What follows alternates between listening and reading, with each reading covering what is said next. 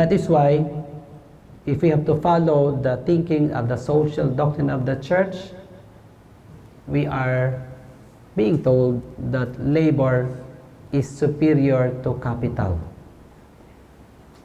In fact, it's part of the capital. It's what we call human capital. So, that's one important aspect of the teaching of the church with regard to the dignity of human labor. It's like an invitation for us to rethink how we look at labor, no? And labor in relation to money, or labor in relation to capital. Now, as I said, since in society, every activity, whether political, economic, social, religious, should always be something that will benefit the human person. It implies that there is such thing as the right to work. And if we say every human person has the right to work, it means every society has the responsibility to provide jobs. Why? Again, because why is there a society? For the good of the human person. And if work is an inherent part of human dignity, every society should see to it that there should be enough jobs for everyone, because it will lead to the good of the human person. In fact, when people don't have work, it makes them less human. No? It makes them, in the United States, we know, in Japan, I heard, when a man loses his job, he feels like not a human person. That's why many would prefer to die. They commit suicide when they lose their job, because they feel like they have lost their dignity. Now, if a society is really interested and very much concerned of what is good for the human person, then it must create jobs. One of the important responsibilities of a society is to produce jobs, so that every individual will be able to find work. In fact, in Europe, there is that program which I believe is good, but in the end, it does not cultivate the human person, the welfare state, the so-called welfare state. What is welfare state? It's correct me if I'm wrong, probably you know more than I do, but like, for example, in the US, no? For those who do not have work, you just have to go to, I don't know, public or social welfare. You ask for food stamps, and then you can go and buy goods using food stamps. But in principle, it's good. But if people become dependent on food stamps, they will not be interested to work, and in the end, they will deteriorate. No? That's what I also learned when I entered the seminary in Spain. That was the time when the Soviet Union collapsed, and the Berlin Wall also collapsed, 1990. And I was asking some of those students. We have students from Germany, even from Russia. And you know what they told us? When the Berlin Wall collapsed and Eastern Germans migrated to the West, the eastern part became a communist state, and the western part was the democratic, freedom lover Germans. When the Berlin Wall collapsed, one complaint of the Western Germans was the Eastern Germans didn't know how to work, because whether you work or not, the government will provide you food. Communism, no? That's why they were not encouraged to excel. Because whether you work hard or not, you'll be given the same compensation. So in the end, it destroyed them. So we need to have work because it's different when what you eat is the product of your labor. It gives you sense of dignity. It gives you sense of pride.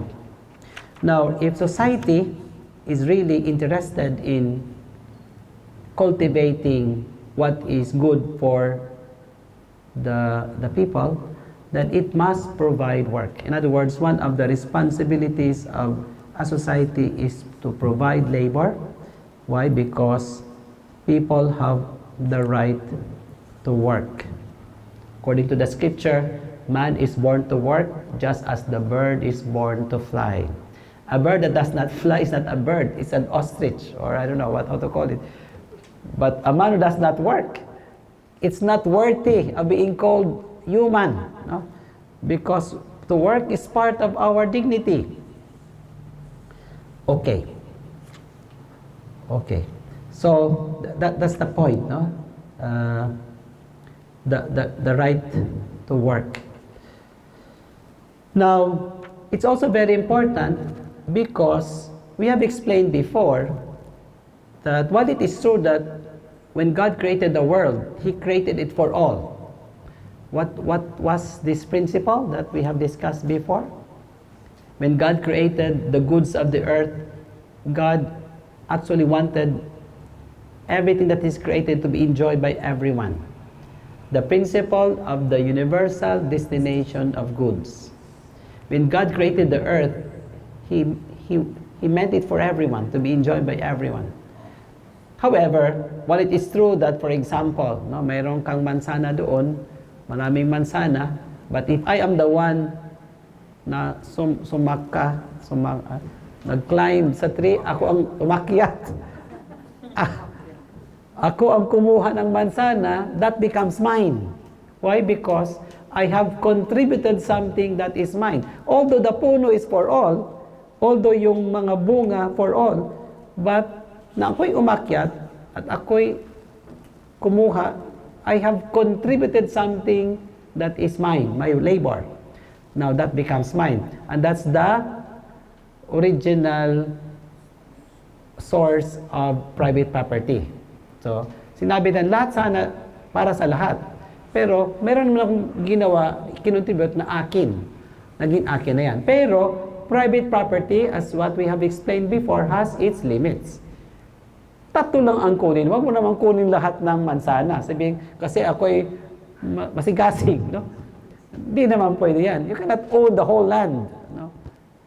You can only own something which can provide what you need. Greed na yan. Kung kukunin mo na lahat, hindi na yan makatao. That's already against the original meaning of creation. Because when God created the world, He wanted it to be shared and to be enjoyed by everyone. Okay. So, importante yung work. Bakit kasi yung labor, yun ang nakakatulong sa atin para tayo magkaroon ng private property. No? So, there is a close connection between private property and labor.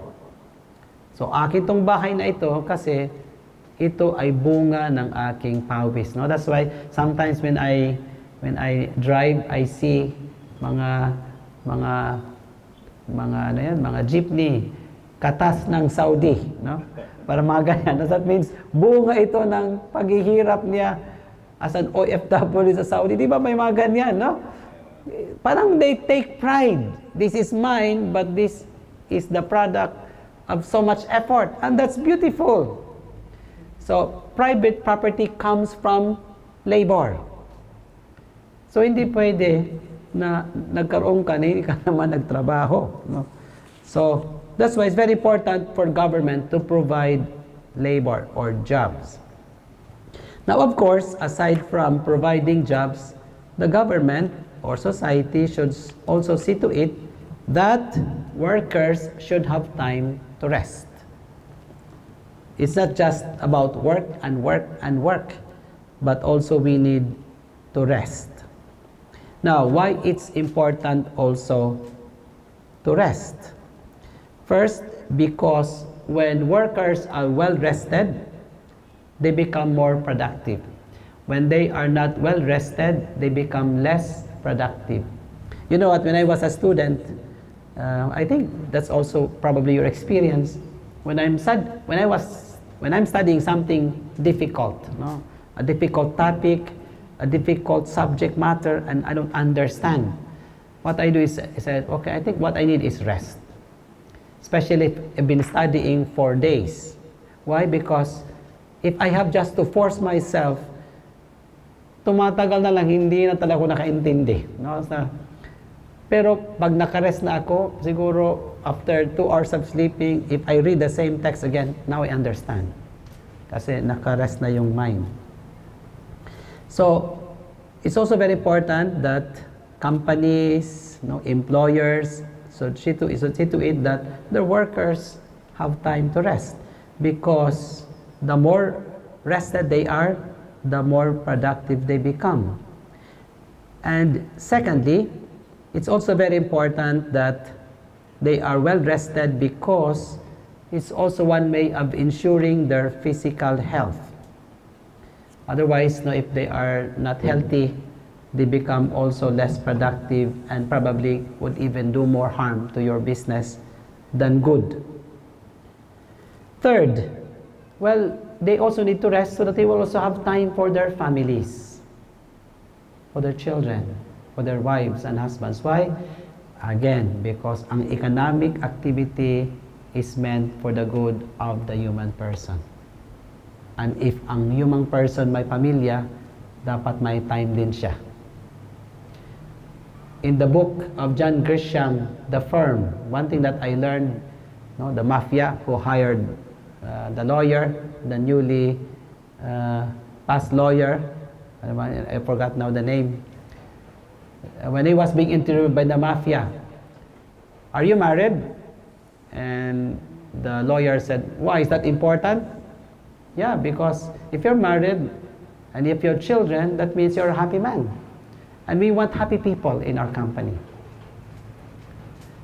So when you have people who have time for their children, they become more happy and they become more productive also. No? Why? Because they are working for their family. They are not working for you only. So that's why it's also good to give them enough time to rest. In fact, yesterday I heard that they celebrated the anniversary of the AILG and only half day lang ang trabaho, parang gano'n. So that they will have time for their children. I don't know, I just heard it from somebody. Okay. So, again, as I said, society should see to it that there are enough jobs for everyone. And it is a very important responsibility of every society to create jobs so that everyone will have the chance to exercise his manual intellectual labor. And it's also the responsibility, according to the social doctrine of the Church, of capitalists, investors. In fact, in the social doctrine of the Church, sinasabi, kayong mga Katolikong negosyante or Kristiyano, invest more on businesses that will create jobs. Kasi yung iba, ini-invest na lang sa stocks. Stocks. Ang nagbe-benefit dyan, mayayaman na yan, yung mga bangko. But when you invest on something that will create jobs, hindi lang ikaw ang yumayaman, nakakatulong ka sa mga workers mo at ang kanilang mga pamilya. That's why we Catholics, Christians are being encouraged to see to take into account when we want to have a business, to take into account of creating businesses that will create jobs.